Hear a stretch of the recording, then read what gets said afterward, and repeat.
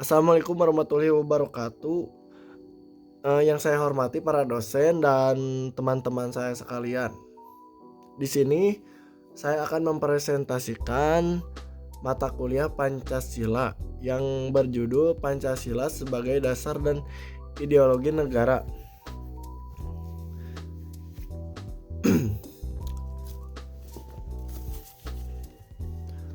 Pada kesempatan ini saya akan menyampaikan materi mengenai Pancasila yang merupakan dasar negara, pandangan hidup bangsa, serta ideologi nasional Indonesia. Pembahasan ini penting karena Pancasila bukan sekedar rumusan nilai tetapi menjadi pedoman dalam kehidupan berbangsa dan bernegara. Lanjut. Sejarah perumusan Pancasila. Sejarah perumusan Pancasila. Pancasila dirumuskan melalui proses panjang menjelang kemerdekaan Indonesia. Tanggal 29 Mei 1 Juni 1945, Badan Penyelidik Usaha-Usaha Persiapan Kemerdekaan Indonesia BPUPKI mengadakan sidang pertama pada tanggal 1 Juni 1945. Insinyur Soekarno menyampaikan pidato berjudul Lahirnya Pancasila yang menjadi salah satu dasar konsep Pancasila. 22 Juni tahun 1945, Piagam Jakarta Panitia 9 menyusun rumusan dasar negara yang dikenal sebagai Piagam Jakarta berisi 5 sila pertama kali secara lengkap.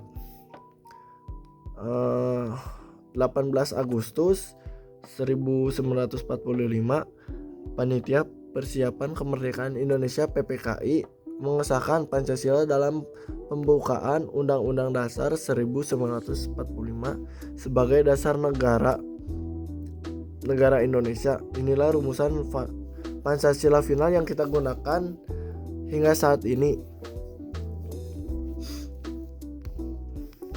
Yang pertama, ada ketuhanan yang Maha Esa. Sila ini menegaskan bahwa Indonesia mengakui keberadaan Tuhan yang Maha Esa, serta menjunjung nilai toleransi antar umat beragama dan negara, tidak memaksakan suatu agama tetapi menjamin kebebasan tiap warga untuk beribadah sesuai keyakinannya masing-masing. Yang kedua, ada kemanusiaan yang adil dan beradab.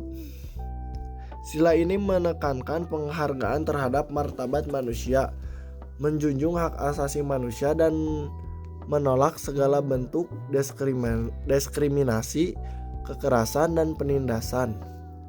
Yang ketiga, ada persatuan Indonesia, menekankan bahwa Indonesia merupakan bangsa yang majemuk namun tetap bersatu. Sila ini mengajarkan semangat nasionalisme, cinta tanah air, dan menghargai keberagaman budaya, suku maupun bahasa.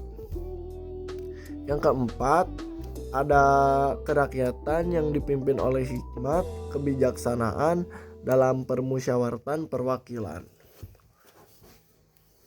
yang artinya pengambilan keputusan dalam negara dilakukan melalui musyawarah mufakat, baik melalui lembaga perwakilan maupun proses demokrasi. Sila ini menjadi dasar bagi sistem demokrasi Indonesia. Yang kelima, atau yang terakhir, keadilan sosial bagi seluruh rakyat Indonesia. Sila ini menegaskan pentingnya pemerataan kesejahteraan, keadilan ekonomi, kesempatan hidup layak, serta perlindungan dan bagi seluruh lapisan masyarakat tanpa terkecuali.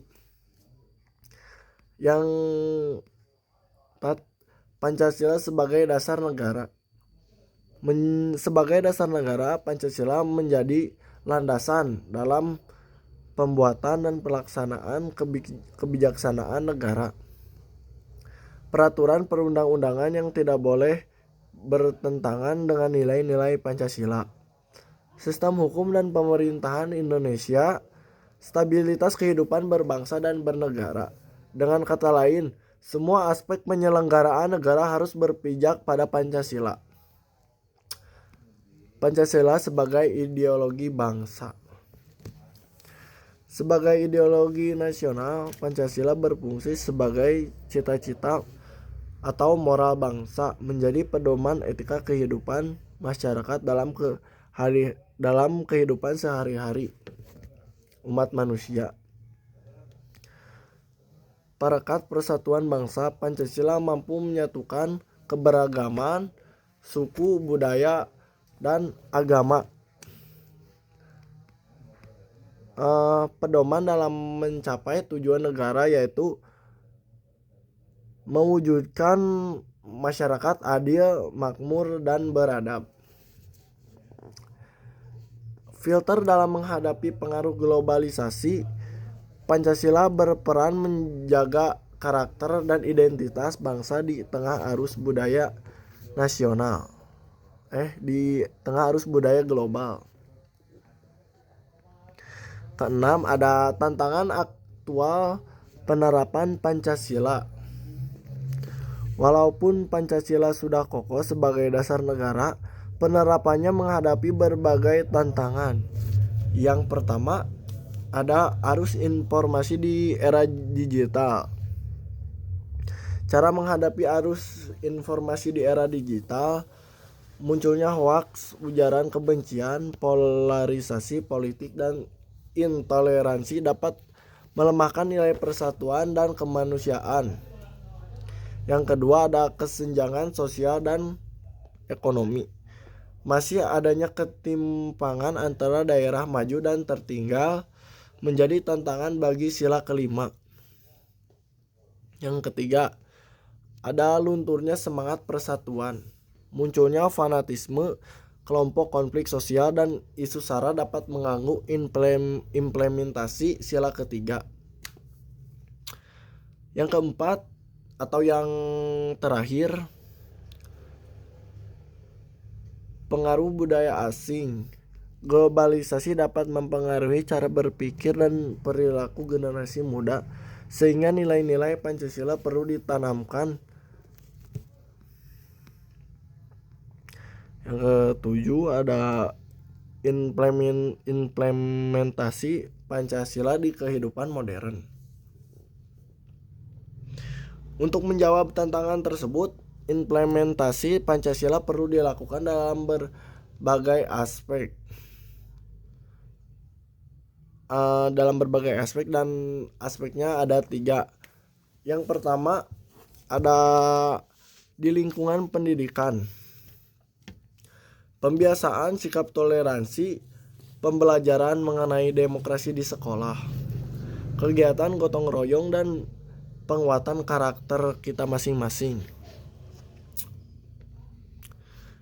Yang kedua, dalam dunia digital, menghindari penyebaran hoaks, menggunakan media sosial secara bijak, menunjukkan etika dalam berkomentar di dunia maya. Yang ketiga, dalam kemasyarakatan. Dalam kemasyarakatan,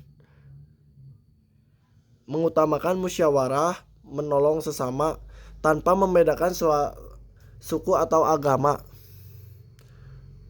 mendukung kebijakan publik yang berkeadilan. 4. Dalam pemerintahan dan hukum, kebijaksanaan harus berpihak pada kepentingan publik, peraturan hukum yang adil dan tidak diskriminatif, penegakan hukum yang tegas tanpa pandang bulu. Mantap.